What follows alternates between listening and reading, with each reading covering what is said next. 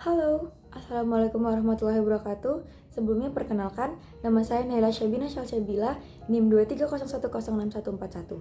Baiklah, pada kesempatan kali ini, saya akan mempresentasikan outline saya yang berjudul Pengaruh Penggunaan Teknologi Monitoring Real-Time Terhadap Keselamatan Pasien pada Prosedur Anestesi. Selamat menyaksikan!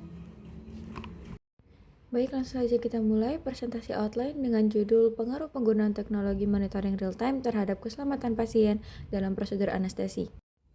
Di slide pertama atau latar belakang, di sini menjelaskan tentang seberapa banyak pasien yang tercatat pada tahun 2020 hingga 2021 yang berada di rumah sakit atau bahkan yang menjalani tindakan operasi atau pembedahan menggunakan pemberian anestesi, yaitu upaya penghilangkan rasa nyeri baik secara sadar maupun tidak sadar. Kemudian pada slide kedua paragraf pertama itu menjelaskan tentang pemantauan anestesi yang aman sangat penting demi keselamatan pasien. Teknologi modern membantu tenaga medis untuk memantau pasien secara real time untuk mencegah komplikasi yang timbul dari kurangnya keterampilan penata itu sendiri. Pada paragraf kedua dijelaskan bahwa teknologi IoT wearable memungkinkan monitoring real-time yang didukung oleh konektivitas internet. Bersama alat medis yang canggih, IoT terus ditingkatkan untuk deteksi penyakit yang lebih akurat, seperti contohnya penggunaan MRI, CT scan, dan ronsen sebagai salah satu dari data penunjang pasien sebelum dilakukannya operasi. Selanjutnya, tujuan umum dari penelitian ini adalah menganalisis dan mengevaluasi secara komprehensif pengaruh penerapan teknologi monitoring real-time terhadap tingkat keselamatan pasien selama dan setelah prosedur anestesi. Selanjutnya, terdapat 5 tujuan khusus dari penelitian ini. Yang pertama, mengidentifikasi jenis-jenis teknologi monitoring real-time seperti BIS, NIRS, dan lain-lain yang digunakan dalam prosedur anestesi. Yang kedua, mengukur efektivitas teknologi monitoring real-time dalam mendeteksi secara dini kejadian yang merugikan. Contohnya seperti hipotensi, hipoksemia, dan lain-lain dibandingkan dengan metode monitoring standar.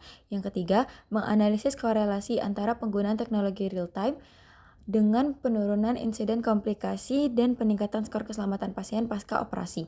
Yang keempat, mengetahui persepsi dan pengalaman tenaga kesehatan, baik dokter ataupun perawat terkait kemudahan penggunaan, keandalan, dan dampak teknologi monitoring real-time terhadap pengambilan keputusan klinis. Dan yang terakhir, merumuskan rekomendasi berbasis bukti atau evidence-based recommendation mengenai integrasi optimal teknologi monitoring real-time ke dalam protokol keselamatan pasien dalam standar di ruang operasi.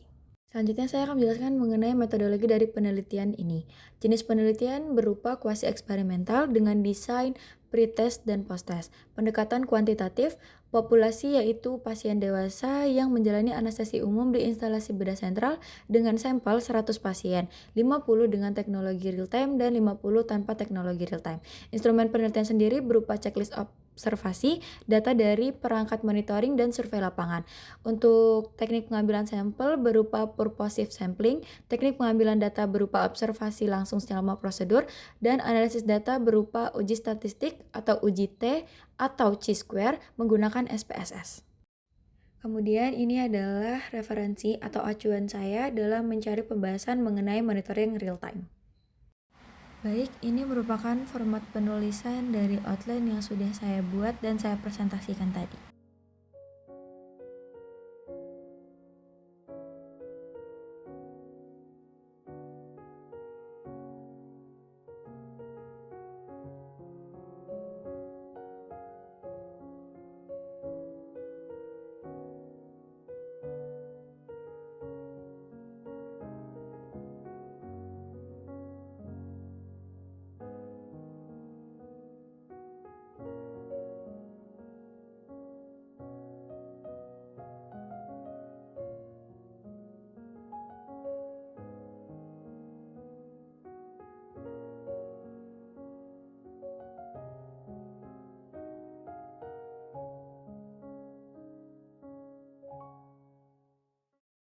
Itu dia presentasi dari saya. Semoga teman-teman dapat mengerti kenapa penelitian ini penting bagi saya. Terima kasih atas perhatiannya. See you next time. Bye-bye.